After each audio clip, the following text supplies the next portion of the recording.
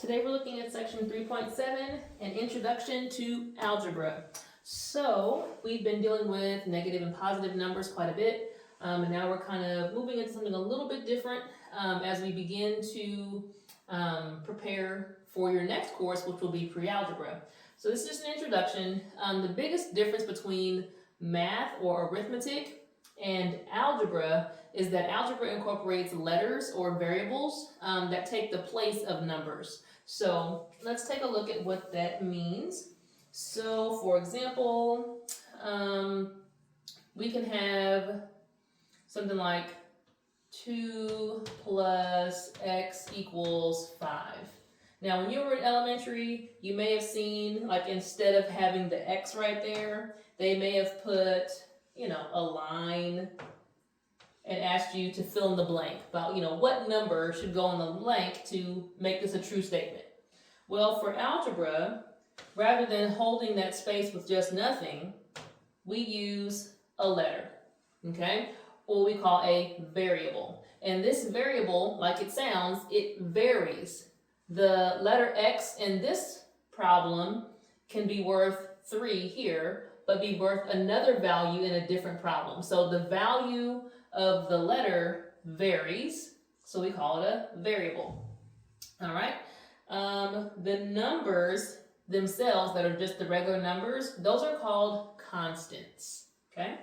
So variables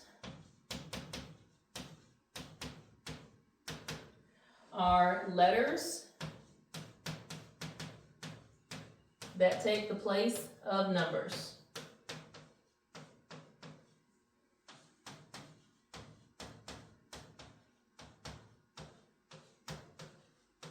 And again, just giving it the simple explanation. All right. And then a constant, kind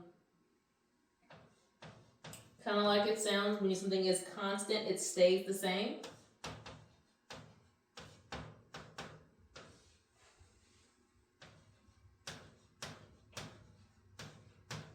Okay, we're just talking about a number that's in maybe an algebraic expression,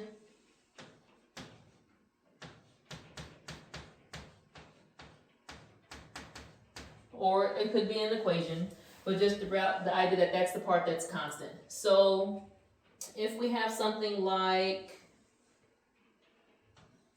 3x, okay, well, we have the letter here, which would be our variable, and the number that's in this expression, it's the number 3, it's constant.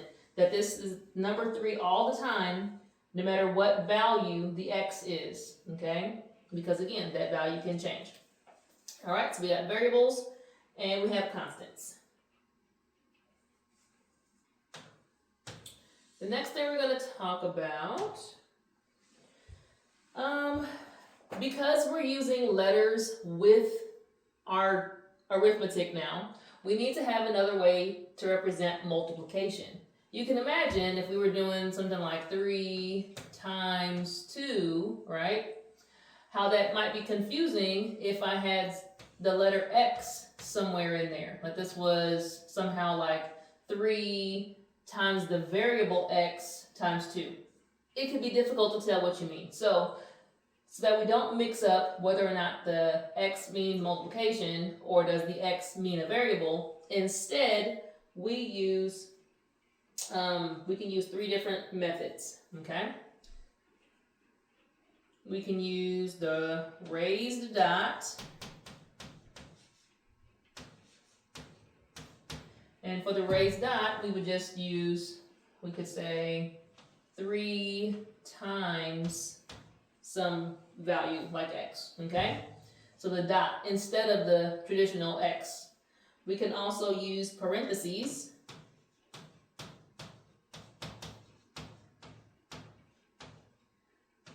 And we've seen this in the section when we were working with multiplying the sign numbers, that we can say 3 parentheses x, that the number or the value next to parentheses there means to multiply those two things together.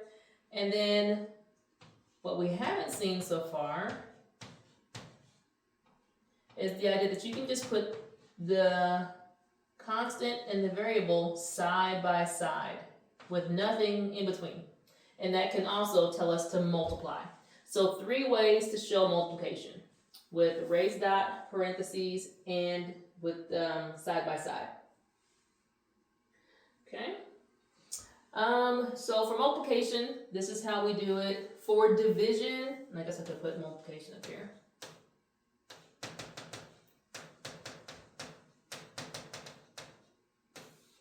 For division in algebra, we tend to use fractions or the fraction bar. So we've known that you can represent division with the fraction bar because we know that 10 over 2 could reduce to just 5 or 5 over 1. But we can also consider this fraction bar to mean division. Okay? That means take 10 divided by 2 equals 5. So if we're representing division, we're working with algebraic terms or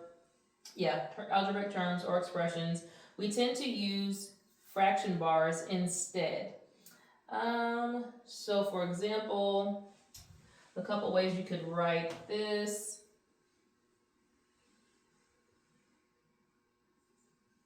If we've got, I'm looking at the example here in the book, that 2x over 5 would be the same as saying 2x divided by 5. This is preferred instead of writing something like, 2x divided by 5. We don't typically write it that way. It's preferred to write it as a fraction. We could write this as 2/5 and then have the x next to it, okay? But both of these represent the same expression. All right. So again, a lot of little pieces of information just kind of put together in this intro. So just bear with me as we kind of bounce from topic to topic here, based on what your textbook is showing you. All right, I'm over on page 129 right now. And we're going to talk about a little bit more about terms. And I'm not really a fan of how they break this down in here. But let's say, we'll do the definition of term. That a term is a group of one or more factors, okay?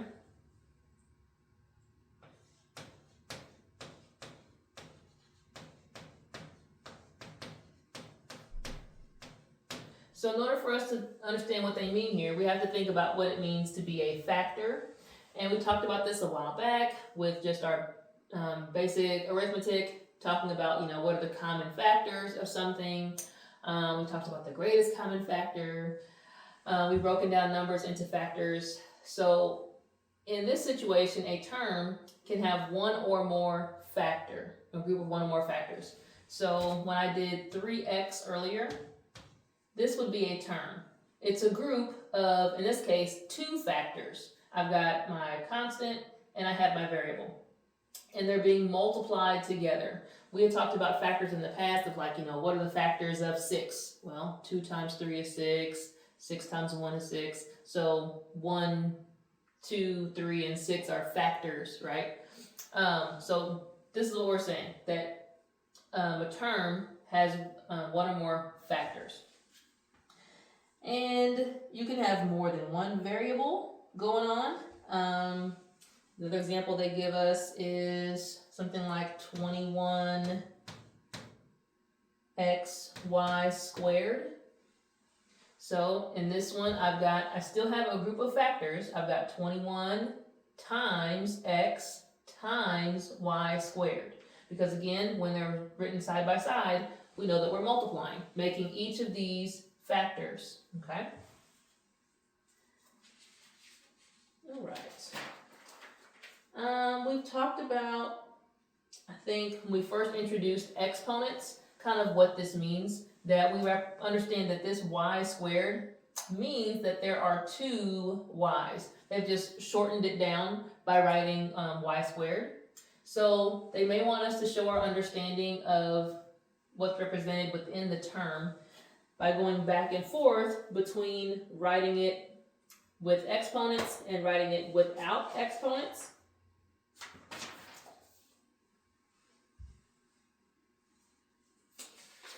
So I'm on page 130, and we've got example 3.7.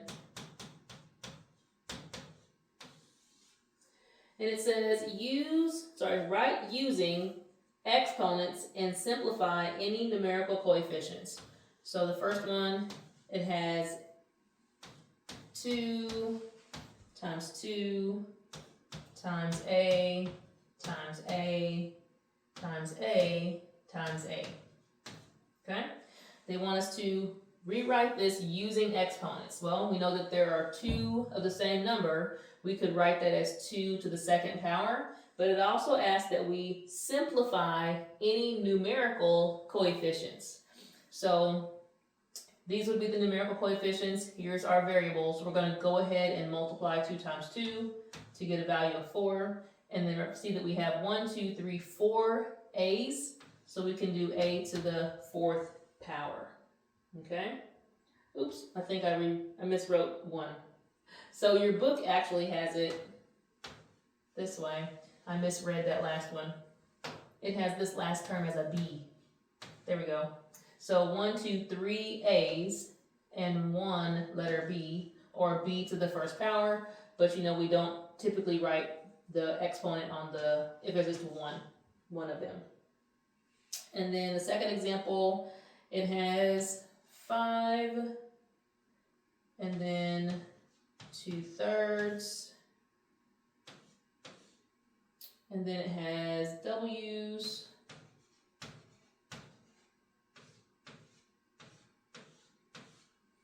and M's.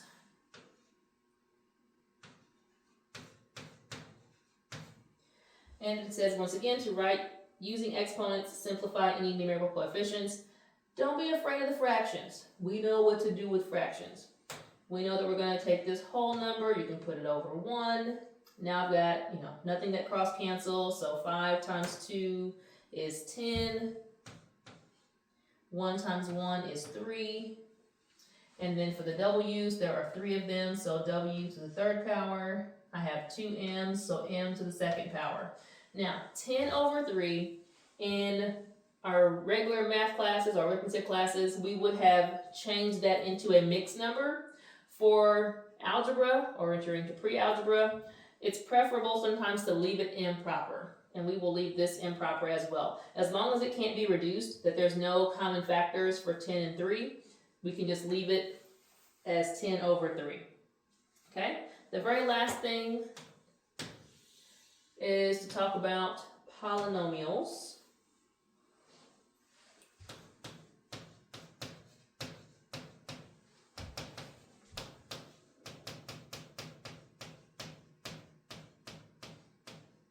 Okay, polynomial expressions. So a polynomial is when you have more than one term. We talked about a term being a group of one or more factors. If you have several of those together, linked together, usually with addition and subtraction signs, we call those polynomials.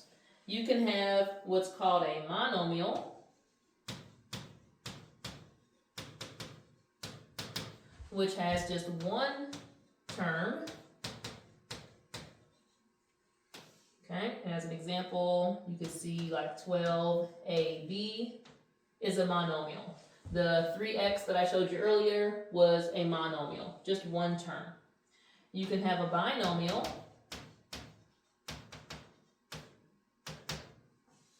which has 2 terms.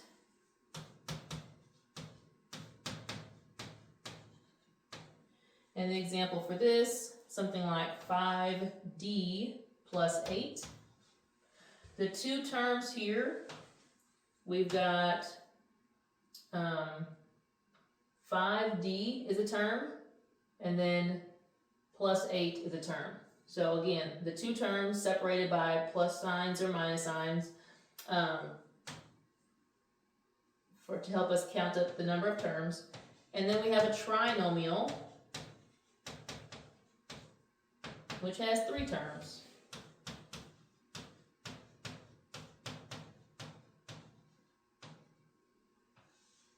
And the example for this, they've got 7v minus 9x plus 10z. And again, we can see the difference, the different terms, because they're separated by pluses and minuses. So here's the first term, 7v. Second term is the minus 9x. The last term is plus 10z. So monomial, binomials, and trinomials, they'll have you classifying these and then identifying the terms, like what are the terms in the polynomials. All right, I think that's it for this portion. Like I said, we're going to learn a lot more about algebra, but you're going to start kind of putting little inserts of algebra as we go along until we get to the section of the text where we go right into pre-algebra topics.